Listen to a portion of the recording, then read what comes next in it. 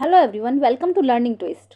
तो हम लोग शुरू करने जा रहे हैं आज क्लास 8 का चैप्टर नंबर 9, रिप्रोडक्शंस इन एनिमल्स। ओके, मतलब जंतुओं में प्रजनन कैसे होता है। ओके, तो हमने बहुत सारी एक्टिविटीज़ पढ़ी हैं, 6 और 7 में पढ़ी है। ठीक है, जैसे कि रेस्पिरेशन हो गया, सर्कुलेशन, डाइजेशन, इन सब चीज़ों के बारे में पढ़ा है। लेकिन आज हम रिप्रोडक्शन के बारे में बात करेंगे। ओके, तो चलिए शुरू करते हैं।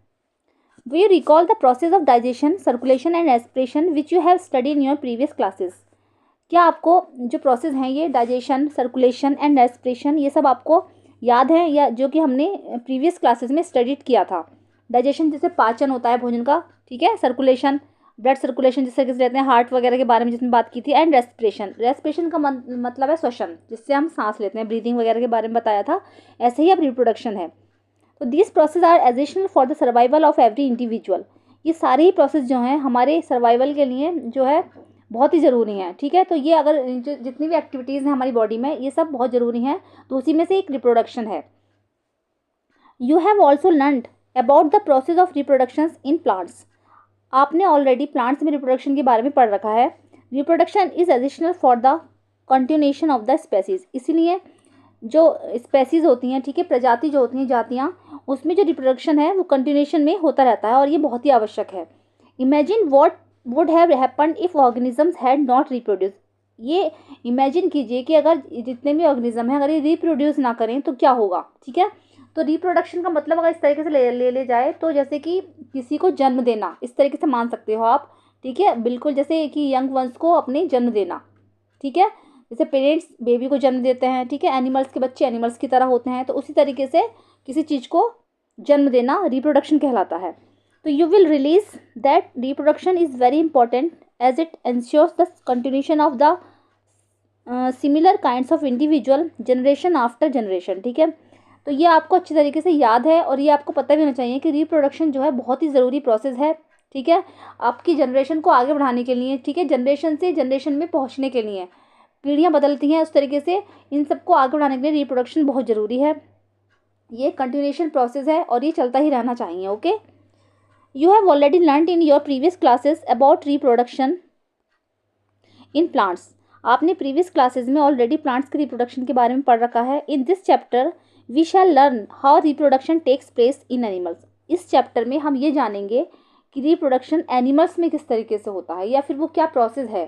ठीक है, तो 9.1 शुरू करेंगे, मोड्स ऑफ रिप्रोडक्शन। रिप्रोडक्शन के मोड्स क्या क्या हैं। तो have you seen the young ones of different animals. आपने डिफरेंट एनिमल्स के बच्चों को देखा होगा, उनके यंग वंस को देखा होगा। Try to name some of the young ones by completing table 9.1। आप जो है ये टेबल दे रखी है एक 9.1, उसको जो है उनके यंग वंस या उनके बच्चों को बताने की कोशिश कीजिए कि किसका बच्चा क्या होता है। ठीक है, as shown in example at S number 1 and 5। ठीक है, और ये 2-3 एग्जाम्पल करके दे रखे हैं, उसके तरीके से आप लोग जानने की कोशिश कीजिए, बताइए कि क्या किसका क्या क्या होता है। ओके, तो ये टेबल तो आप लोग अपने आप कर लेंगे। ठीक है, you must have also seen the young ones of various animals being born. आपने शायद बहुत सारे एनिमल्स को बॉर्न होते हुए भी देखा होगा। Can you tell how chicks and caterpillars are born. क्या आप बता सकते हो कि चिक्स, चूजे और कैटरपिलर्स किस तरीके से बॉर्न होते हैं। How are kittens and puppies born. और किटन्स और पपीज कैसे बॉर्न होते हैं। Do you think that these young ones look the same before they were born as they do now. क्या आप ये सोचते हो कि जैसे ये बच्चे हैं young ones look the same, ये बिल्कुल उसी तरीके से लगते हैं जैसे कि वो जन्म लेते हैं। Let us find out. आइए इन्हीं सब चीज़ों को जानने की हम कोशिश करते हैं। तो टेबल आप लोग खुद कर लेंगे। ठीक है, तो just as in plants there are 2 modes of which animals reproduce. ठीक है, प्लांट्स की तरह ही यहाँ पर भी जो रिप्रोडक्शन के 2 मोड्स होते हैं। एक तो सेक्सुअल होता है रिप्रोडक्शन और दूसरा होता है असेक्सुअल रिप्रोडक्शन। ठीक है, दीज आर सेक्सुअल और सेकेंड होता है असेक्सुअल रिप्रोडक्शन। तो सबसे पहले सेक्सुअल रिप्रोडक्शन के बारे में देखेंगे 9.2। ठीक है, try to recall reproduction in plants which you studied in class 7। आप रिप्रोडक्शन प्लांट्स में जो रिप्रोडक्शन देखा था हमने, उसके बारे में हमने पढ़ा था, तो उसको याद करने की कोशिश कीजिए जो कि हमने 7th क्लास में करा था। तो you will remember that plants that reproduce sexually have mail and female reproductive parts. आपको ये याद होगा कि जब प्लांट्स रिप्रोड्यूस करते हैं तो उसमें 2 पार्ट्स होते हैं सेक्सुअली, एक तो मेल और दूसरा female. Can you name this parts, क्या आप इन पार्ट्स के नाम बता सकते हो? In animals also males and females have different reproductive parts और ऑर्गन्स। इसी तरीके से एनिमल्स में भी दो सेक्सुअल पार्ट्स होते हैं, एक मेल्स और दूसरा फीमेल्स का। Like plants the reproductive parts in animals also produce gametes this fuses to from a zygote. Plant की तरह से ही रिप्रोडक्टिव पार्ट्स जो होते हैं एनिमल्स में ऑल्सो प्रोड्यूस गैमेट्स, ये भी गैमेट्स को जो प्रोड्यूस करते हैं, इनसे गैमेट्स बनते हैं जो कि बाद में जाइगोट में फॉर्म हो जाते हैं, जो कि उन गैमेट्स फ्यूज हो जाता है किसमें, जाइगोट में फ्यूज हो जाता है, ठीक है, प्लांट्स में। It is the zygote which develops into a new individual, और ये जो जाइगोट है वो डेवलप हो जाता है आगे चल के, ठीक है, जो एक नया यंग वन बनाता है। This type of reproduction beginning from the fusion of male and female gametes is called sexual reproduction. इसी तरीके का रिप्रोडक्शन जो कि मेल और फीमेल के गैमेट्स, जैसे कि एक मेल हुआ और दूसरा हुआ फीमेल, इनके कॉन्ट्रैक्ट से जो गैमेट्स बना, ठीक है, फिर उसका फ्यूज़न होता है, ठीक है, उसमें सेल डिवीज़न होगा, फ्यूज़न होगा, तो ये जो कहलाता है ये सेक्सुअल रिप्रोडक्शन कहलाता है। Late us find out the reproductive parts. अब सबसे पहले हम क्या करेंगे, रिप्रोडक्टिव पार्ट्स जो होंगे, रिप्रोडक्शन के बारे में तो बाद में बात करेंगे ना, पहले हम सबसे पहले रिप्रोडक्टिव पार्ट्स देखेंगे कि किसके पास कौन कौन से पार्ट्स होते हैं जिससे कि रिप्रोडक्शन होता है in humans and study the process of reproduction in them, ठीक है। फिर बाद में हम रिप्रोडक्शन की प्रोसेस की बात करेंगे। सबसे पहले पार्ट्स देख लेते हैं, तो मेल रिप्रोडक्टिव ऑर्गन्स देखेंगे सबसे पहले हम, ठीक है। तो the male reproductive organs include a pair of testis. जो मेल रिप्रोडक्टिव ऑर्गन्स होते हैं उसमें एक पेयर टेस्टिस का होता है, 2 sperm ducts and a penis, उसमें 2 स्पर्म डक्ट्स होती हैं और एक पेनिस होता है, ठीक है। अब देख लेते हैं, पहले पार्ट्स दिखा देती हूँ मैं आपको। ये जो है स्पर्म है, ठीक है, स्पर्म डक्ट से इससे स्पर्म निकलता है, और ये पेनिस हो गया, है ना, और ये 2 टेस्टिस हो गए, ये पेयर होते हैं टेस्टिस के, 2 पेयर टेस्टिस के होते हैं, ओके। अब समझ लेते हैं इसको कि किसका काम क्या क्या है। The testis produce the male gametes called sperms. Testis में क्या होता है, जो मेल गैमेट्स होते हैं उसको प्रोड्यूस करते हैं, जिसको हम स्पर्म्स बोलते हैं। टेस्टिस के अंदर ही स्पर्म रहता है। मिलियंस ऑफ स्पर्म्स और produced by the testis. Testis के अंदर क्या होता है, मिलियंस की संख्या में स्पर्म्स बनते हैं, ठीक है। स्पर्म का क्या जो स्ट्रक्चर है वो इस तरीके का होता है। स्पर्म में एक हेड होता है, मैं पहले बता दे रही हूँ आपको, बीच में ही मिडिल पीस होता है इसका, और इसमें लास्ट में जो है ये टेल होती है। टेल की सहायता से ही वो ऐसे ऐसे फ्लक्चुएट होते हैं, ठीक है, जैसे कि पतवार चलती है नदी में, इस तरीके से फ्लक्चुएट होते हैं। तो look at the figure 9.2 which shows the picture of a sperm. इसमें एक स्पर्म की पिक्चर दिखाई गई है। अगर आपको ये बनाने के लिए आया तो इसको अच्छी तरीके से नोट डाउन कर लीजिएगा, इसको अच्छी तरीके से इसकी प्रैक्टिस कर लीजिएगा, ठीक है। 3 पार्ट्स में डिवाइड होता है, हेड, मिडिल पीस और थर्ड पे आता है टेल। दो sperms are very small in size, each has a head, a middle piece and a tail. यद्यपि स्पर्म जो होता है बहुत छोटे साइज के होते हैं, ठीक है, इस क्योंकि मिलियंस की संख्या में होते हैं, तो इसमें एक हेड होता है, एक मिडिल पीस होता है और थर्ड पे टेल होती है। Does it appear to be a single cell. क्या ये एक सिंगल सेल में दिखाई देता है? Indeed each sperm is a single cell with all the usual cell components. वास्तव में हर स्पर्म एक सिंगल सेल है with all the usual cell, क्योंकि उसके अंदर बहुत अपने जो सेल कंपोनेंट्स हैं उसके साथ ही वो एक सिंगल सेल के रूप में होता है, ओके। तो समझ में आया। टेस्टिस में क्या होता है, टेस्टिस में गैमेट्स होते हैं, मेल गैमेट्स, इसके अंदर स्पर्म्स होते हैं, तो ये मिलियंस की संख्या में होते हैं, ठीक है। अब what purpose does the tail in a sperm serve. अब ये जो पहली पूछ रही है कि जो स्पर्म में टेल होती है इसका क्या पर्पस है, ठीक है। तो अब हम बात करेंगे फीमेल रिप्रोडक्टिव ऑर्गन्स की। मेल का कर लिया है, फीमेल की बात करते हैं। The female reproductive organs are a pair of ovaries, oviducts and the uterus, ठीक है। फीमेल जो होते हैं रिप्रोडक्टिव ऑर्गन्स, इसमें क्या होता है, इसमें जो इसमें पेयर होता है, इसमें भी पेयर होते हैं, उसमें पेयर थे, इसमें ओविडक्ट होती है, पेयर होता है इसका, एक बड़ा सा इसमें यूटेरस होता है, ये जिसमें कि बेबी होता है, ठीक है, बेबी रहता है इसमें, ये ओविडक्ट है, ठीक है, इसको हम फैलोपियन ट्यूब्स भी बोलते हैं। और ये रही ओवरी, ठीक है, इसमें भी एक पेयर ओवरी का होता है। Ovary produce female gametes called ओवा या फिर एक्स। ओवरी में क्या होता है, जो फीमेल गैमेट्स होते हैं उसमें मेल का बता दिया मैंने, टेस्टिस में होते हैं, ऐसे ही ओवरी में फीमेल गैमेट्स होते हैं जिसको हम एग बोलते हैं, ठीक है, ये एक ही होता है। In human beings a single matured egg is release into the oviduct by one of the ovaries every month, ठीक है। अब क्या होता है, इसमें सिर्फ एक सिंगल एग होता है जो कि हर मंथ ओवरी में बनता है, ठीक है, हर महीने बनेगा। अब ऐसा नहीं है कि कभी वो लेफ्ट ओवरी में बन सकता है या फिर राइट ओवरी में बन सकता है, ऐसा नहीं है कि वो हर बार एक में ही बनेगा, तो लेकिन एवरी मंथ बनेगा। ये जो होता है गर्ल्स में या फिर लेडीज़ में होता है, एक मेंस्ट्रुएशन साइकिल होता है जो कि एवरी मंथ बनेगा, ठीक है, उसमें अंडा बनता है, तो वो जो हर महीने बनेगा और ये ओवरी में बनता है। Okay, uterus is the part where development of the baby takes place. Uterus एक ऐसा पार्ट है, यूट्रस के बारे में बच्चों को पता होगा, 8th क्लास के स्टूडेंट हो तो यूट्रस में क्या होता है कि बेबी का डेवलपमेंट यूट्रस में ही होता है। Like the sperm the an egg is also a single cell. इसी तरीके स्पर्म की तरह ही जो ये एग होता है ये भी एक सिंगल सेल होता है, ठीक है, मल्टी सेलुलर नहीं है, ये यूनिसेलुलर होते हैं, ठीक है, ये भी इसमें भी एक सिंगल सेल ही होता है एक एग में, ठीक है। तो ह्यूमन ओवियम ओवियम ये एग का दिखाया गया है, तो एग ये होता है इस तरीके से, तो इसमें जो है न्यूक्लियस होता है ये, ठीक है, इस तरीके से होता है। Boojho recall that the size of eggs in animals varies. Boojho को सोच रहा है कि एनिमल्स में जो साइज के अकॉर्डिंग एग्स का साइज होता है, the egg may be very small as in humans, much larger as in hens, ठीक है।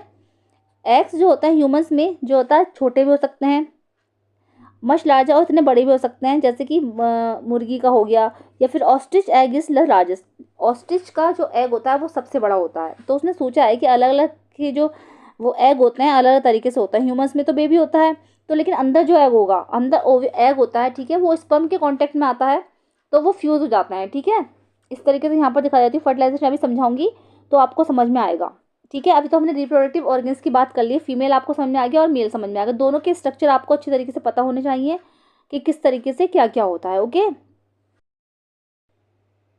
अब फर्टिलाइजेशन समझ लेंगे। फर्टिलाइजेशन, ठीक है, the first step in the process of reproduction is the fusion of the sperm and as ovum, ठीक है। तो सबसे पहला स्टेप है वो जो है वो फर्टिलाइजेशन है। इसका पहला स्टेप जो है कि रिप्रोडक्शन का, इसमें क्या होता है स्पर्म और ओवियम का, ओवम जो होता है ये एग, इसका जो है फ्यूजन होता है, ये दोनों आपस में एक दूसरे के कॉन्टैक्ट में आते हैं। When sperms come in contact with an egg, जब ये स्पर्म एक एग के कॉन्टैक्ट में आता है, वन ऑफ द स्पर्म्स में फ्यूज विद द एग, तो इसमें से एक स्पर्म जो होता है वो एग के साथ मिलकर फ्यूज हो जाता है। Such fusion of the egg and the sperm is called fertilisation. ऐसे ही फ्यूजन जिसमें कि क्या होता है स्पर्म और एग आपस में एक दूसरे के साथ मिलते हैं, कॉन्टैक्ट होता है उनमें आपस में, तो ये जो होता है क्या होता है, इस वाले प्रोसेस को हम फर्टिलाइजेशन बोलते हैं। During fertilisation the nucleus of the sperm and the egg fuse to form a single nucleus. Fertilisation के दौरान क्या होता है, जो स्पर्म का न्यूक्लियस होता है एंड द और जो एग होता है वो एक सिंगल न्यूक्लियस में बन जाता है। This result in the formation of a fertilize egg और जाइगोट। इस रिजल्ट के परिणाम स्वरूप क्या होता है, जब ये बनता है तो ये फर्टिलाइज होकर ये जाइगोट बनाता है, ठीक है। Did did you know that the zygote is the beginning of a new individual. क्या आप जानते हो कि जाइगोट से ही आगे जो है नई बिगिनिंग का जो नई बेबी की बिगिनिंग होती है, जो डेवलपमेंट होता है, ठीक है, जाइगोट ही आगे जाके एम्ब्रियो बनता है, ठीक है, और उसका जो है बेबी में डेवलपमेंट हो जाता है। तो जाइगोट ये रहा है, और फर्टिलाइजेशन जिस तरीके से फर्टिलाइजेशन है ये है ओवम, ठीक है, ये हो गया हमारा ओवम, ठीक है, और ये स्पर्म्स हैं, ठीक है, ये स्पर्म्स हैं, टेल है इनकी, तो ये ऐसे पतवार की तरह चल चल के आते हैं, तो इसमें से एक जो है कोई एक या फिर कभी कभी दो भी जो ये एग से मिल जाते हैं जाकर, ठीक है। तो जब ये एग्स के कांटेक्ट में आ गए, तो जब ये दोनों एक दूसरे से कांटेक्ट में आएंगे, फर्टिलाइज होंगे, तो ये क्या होता है, जो एग हो हमारा ओवम जो है ये यूट्रस की वॉल पर इस तरीके से चिपक जाता है, ठीक है। तो ये तो फर्टिलाइजेशन था सिंपल। अभी आपको इतना ही समझना है, ठीक है, आगे क्लासेस में आपको और हाईएस्ट क्लासेस में आपको समझाया जाएगा, बस अभी के लिए तो आप इतना ही समझ लीजिए कि क्या क्या प्रोसेस है और कौन कौन से मेल जो है रिप्रोडक्टिव पार्ट्स हैं, ठीक है। अब जाइगोट ये रहा, तो जाइगोट जब होता है तो इसमें सेल डिवीजन होने लगता है, तो सेल डिवीजन जब होगा, ठीक है, सेल डिवीजन होगा तो ये फ्यूजिंग न्यूक्लियस बनेंगे, ठीक है, तो इसमें सेल डिवीजन होता है और आगे डेवलपमेंट चलता रहता है। The process of fertilisation is the meeting of an egg cell from the mother and a sperm cell from the father. Fertilisation का जो प्रोसेस है उसमें क्या होता है, मदर के एग सेल, ठीक है, और फादर के स्पर्म सेल का मिलना होता है एक दूसरे से, ठीक है, मदर का एग सेल और फादर का स्पर्म सेल ये दोनों एक दूसरे से मिल जाते हैं। So the new individual inherits some characteristics from the mother and some from the father. इसीलिए क्या होता है, जो नई पीढ़ी बनती है, नई जनरेशन होती है, मतलब जो उनसे बने हुए जो बेबीज होते हैं, तो उसमें कुछ कैरेक्टर्स तो अपने फादर के होते हैं और कुछ अपनी मदर के आते हैं, तो इसीलिए होता है वो कि दोनों आपस में कांटेक्ट में आते हैं और दोनों मिलते हैं, फादर के भी और मदर के भी। तो लुक एट योर ब्रदर और सिस्टर, कभी आप अपनी बहन या भाई को देखना, see if you can recognise some characters in them similar to those of your mother और योर फादर। तो उनको देखकर आपको कभी लगेगा कि उनमें कुछ कैरेक्टर्स तो अपनी माँ के हैं और कुछ अपने पिता के हैं, ठीक है, कुछ मदर के हैं कुछ फादर के हैं, तो इस चीज़ से आपको ये चीज़ समझ में आएगी। Fertilisation which takes place inside the female body is called internal fertilisation. जो फर्टिलाइजेशन फीमेल बॉडी में होता है, अंदर की साइड जो होगा, जैसे कि यूट्रस में बेबी डेवलप कर रहा है, ठीक है, तो ये अंदर इंटरनली हो रहा है, तो ऐसा फर्टिलाइजेशन इंटरनल फर्टिलाइजेशन कहलाता है, जो कि फीमेल बॉडी में होगा अंदर की साइड, ठीक है, तो ये इंटरनल फर्टिलाइजेशन है। Internal fertilisation occurs in many animals including humans, cows, dogs and hens. Internal fertilisation जो होता है बहुत कुछ एनिमल्स में भी होता है, जैसे कि ले लो आप, ह्यूमंस में होगा, काउस में होगा, डॉग्स में होगा, हैंड्स में होगा, ये सब इंटरनली फर्टिलाइजेशन होता है इनके सबके अंदर, ठीक है। चलिए अब इसमें ये जो आता है पैराग्राफ की, have you heard of the test tube babies, क्या आपने टेस्ट ट्यूब बेबीज के बारे में सुना है? तो ये मैं आपको समझाती हूँ कि Boojho and Paheli's teacher once told them in the class that in some women oviducts are blocked. Boojho और पहली के टीचर्स ने एक बार क्लास में बताया था कि कुछ वुमेन्स ऐसी होती हैं कि जिनकी जो ओविडक्ट्स होती है, जो उनकी फेलोपियन ट्यूब्स होती हैं, वो ब्लॉक्ड होती हैं, ठीक है। कभी कभी ऐसी जो ट्रेजेडी हो जाती है कि उनकी जो फेलोपियन ट्यूब्स हैं वो बंद होती हैं, तो क्या होता है कि वो बेबी को मतलब बेबी कंसीव नहीं कर पाती, बेबी को पैदा नहीं कर पाती वो, तो उसी के लिए this women are unable to bear babies because sperms can not reach the egg for fertilisation. तो क्योंकि जब उनकी ट्यूब बंद होगी तो क्या होगा, जो स्पर्म होगा वो अंदर उससे उनके एग से जो है वो मिल नहीं पाएगा और वो फर्टिलाइज नहीं हो पाएगा। तो जब स्पर्म ही अंदर नहीं पहुंचेगा तो बेबी का डेवलपमेंट कैसे होगा, तो कभी कभी वो ट्यूब्स बंद होती हैं। इन सच केसेस, ऐसे केसेस में doctors collect freshly released egg and sperms and keep them together for a few hours for IVF और इन वाइट्रो फर्टिलाइजेशन, ठीक है। इस केसेस में क्या होता है, ऐसे केसेस में क्या होता है, डॉक्टर्स जो होते हैं वो फ्रेशली रिलीज्ड एग लेते हैं वुमेन का और स्पर्म को लेंगे, ठीक है, स्पर्म को लेंगे और उसको क्या करेंगे, वो एक टेस्ट ट्यूब में उसको मिक्स करके उसको मीट कराएंगे, उसको रखेंगे रिएक्शन के थ्रू, उसको टेस्ट ट्यूब में उसको फर्टिलाइज किया जाएगा, ठीक है। ऐसे प्रोसेस को आईवीएफ बोला जाता है। आईवीएफ टेक्नोलॉजी आप लोगों ने सुना होगा, या फिर अगर आपने नहीं सुना तो आगे क्लासेस में आपको बताया जाएगा। तो आईवीएफ टेक्नोलॉजी होती है ये, और इसकी फुल फॉर्म हो गई इन वाइट्रो फर्टिलाइजेशन, ठीक है। जो कि ये फर्टिलाइजेशन जो होता है आउटसाइड द बॉडी, ये बॉडी के बाहर होता है, ठीक है। इसको क्योंकि टेस्ट ट्यूब में ऐसा नहीं होता कि टेस्ट ट्यूब में बेबी पैदा हो जाएगा, नहीं, टेस्ट ट्यूब में जो मदर का एग और फादर का जो स्पर्म है उसको मीट कराया जाता है, जिससे कि वो फर्टिलाइज होकर बेबी बनता है, फिर उसको सेफली मदर की यूट्रस में रख दिया जाता है, ठीक है। लेकिन वो बच्चा पैदा जो करती है वो करती तो माँ ही है, ठीक है, तो उसको सेफली मदर की यूट्रस में रख दिया जाता है। In case fertilization occurs, the zygote is allowed to develop for about a week and then it is placed in the mother's uterus। क्योंकि टेस्ट ट्यूब में जो उनको मिलाया, ठीक है, वो रिएक्शन कराएगा स्पर्म और एग का, तो उसको 1 वीक के लिए छोड़ दिया जाता है ऐसी, और जब वो डेवलप हो जाता है तो उसको सेफली मदर के यूट्रस पे पहुंचा दिया जाता है। Complete development takes place in the uterus and the baby is born like any other baby. जब कंप्लीट डेवलपमेंट हो जाएगा तो बिल्कुल जो ये बेबी होगा, ये जितने भी और अदर बेबीज़ हैं उनकी तरह होता है, ये प्रोसेस उन्हीं की तरह होगा, लेकिन बस इतना थोड़ा सा ये है कि इसको टेस्ट ट्यूब में रखकर अंदर उसको करा जाता है, ठीक है, अंदर उसको सुरक्षित रखा जाता है। Babies born through this technique are called test tube babies. इस जो टेक्निक है, इस टेक्निक के जो थ्रू जो बेबीज बॉर्न होते हैं उनको टेस्ट ट्यूब बेबीज कहा जाता है। This term is actually misleading because babies can not grow in test tube.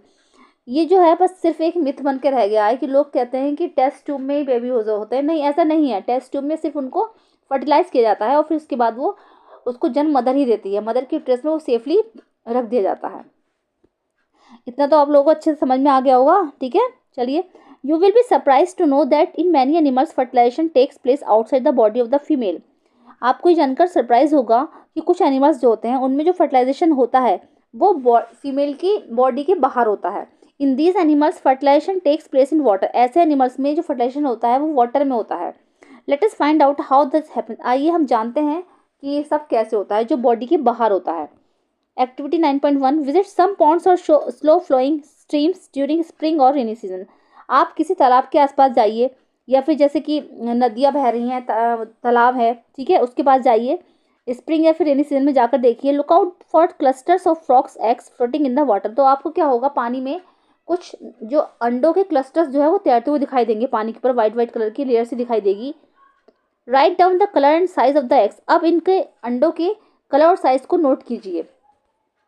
During spring और rainy season frogs and toads move to ponds and slow flowing stream. Rainy spring season और spring season के दौरान क्या होता है, जो frocks होते हैं, ठीक है, और टोड्स होते हैं, छोटे छोटे जिनके बच्चे होते हैं, मूव टू पॉन्ड्स एंड जो कि तालाब में चले जाते हैं, और स्लो या फिर जो बहती हुई नदी की धारा है उसमें चले जाते हैं। When the male and the female come together in water. जब ये मेल और फीमेल जो वाटर में साथ साथ आते हैं, द ओके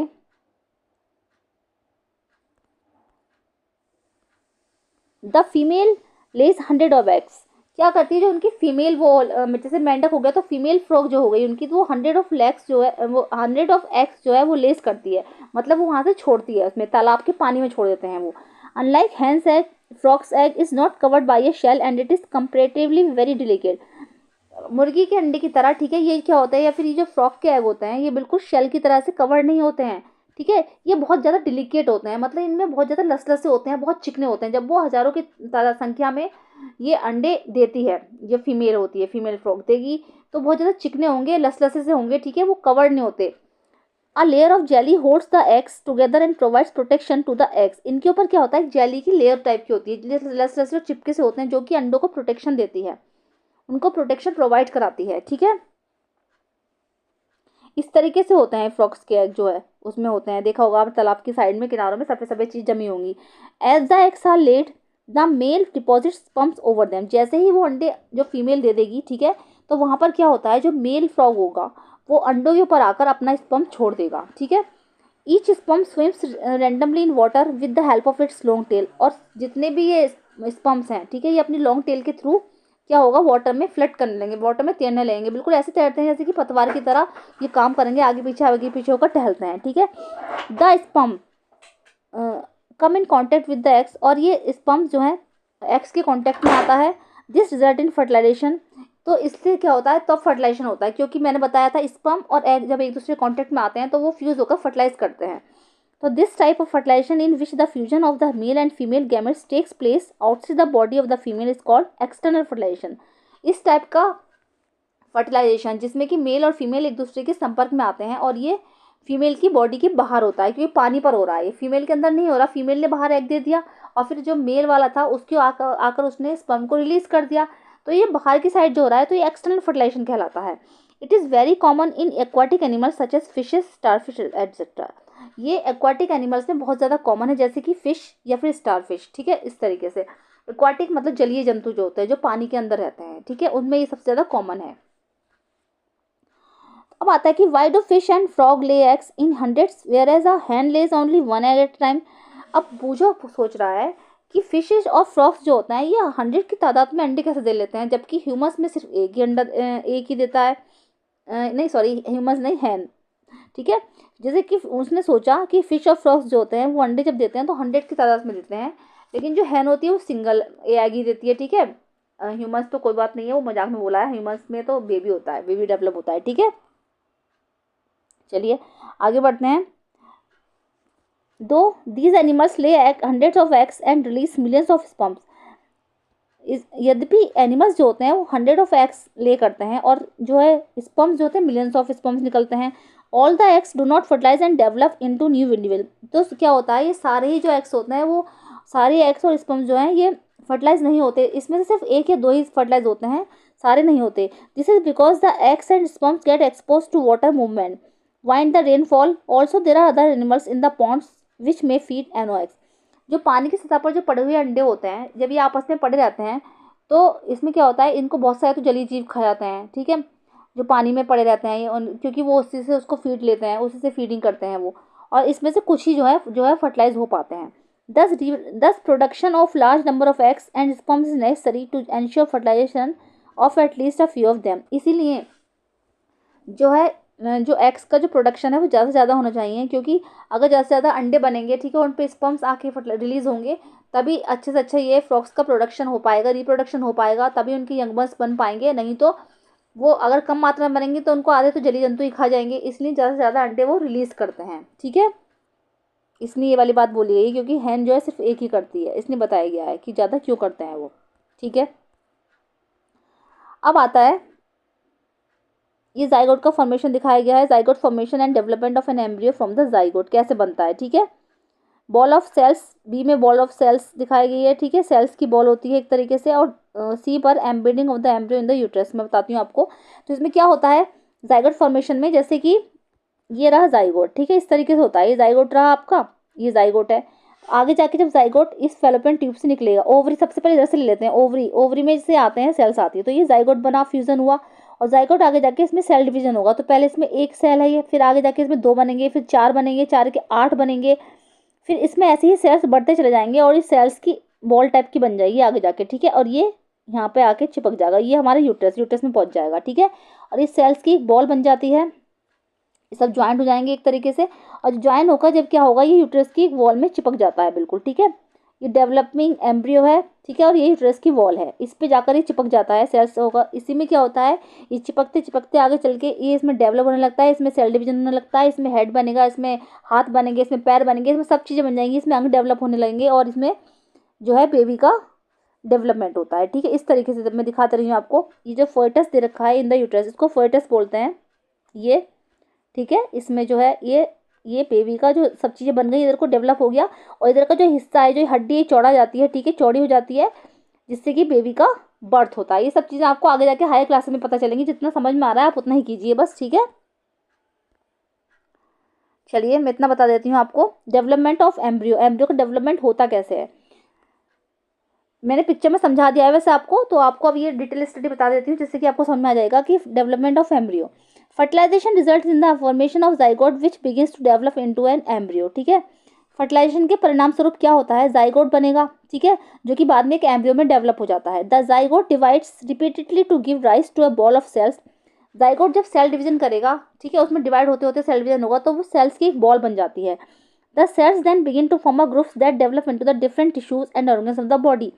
अब जो ये सेल्स की बॉल बनी, ठीक है, ये डिफरेंट डिफरेंट टिश्यूज में बढ़ जाती है, और टिश्यूज से क्या होता है, एक बॉडी का निर्माण होता है, ऑर्गन का निर्माण होता है, ठीक है। This developing structure as termed in embryo, ये डेवलपिंग स्ट्रक्चर जो बना ये एम्ब्रियो बन जाता है। The embryo gets embedded in the wall of the uterus for further development, और ये जो एम्ब्रियो है ये यूट्रस की वॉल पर आगे के लिए चिपक जाता है, ठीक है, उससे बिल्कुल चिपक जाता है वॉल से। The embryo continues to develop in the uterus, और एम्ब्रियो जो है यूट्रस में कंटिन्यू डेवलप होता रहता है, बढ़ता रहता है। It's gradually develops the body parts such as hands, legs, head, eyes, years etcetera, ये सब मैंने आपको बता दिया है पिक्चर के थ्रू, लेकिन आप पढ़ लीजिए। तो इसमें सारे पार्ट्स बनने लगते हैं, जैसे कि हैंड्स, लेग्स, हेड, आईज और ईयर्स सब बनने लगते हैं। The stage of the embryo in which all the body parts can be identify is called a foetus, ऐसी स्टेज जिसमें कि बॉडी के सारे पार्ट्स उस सेल्स में बढ़ जाते हैं, ऑर्गन्स बन जाते हैं, उसको हम फोएटस बोलते हैं, ठीक है। जिसमें उसके सारे बॉडी के पार्ट्स बनने लगते हैं, तो वो उसको हम फोएटस बोलते हैं।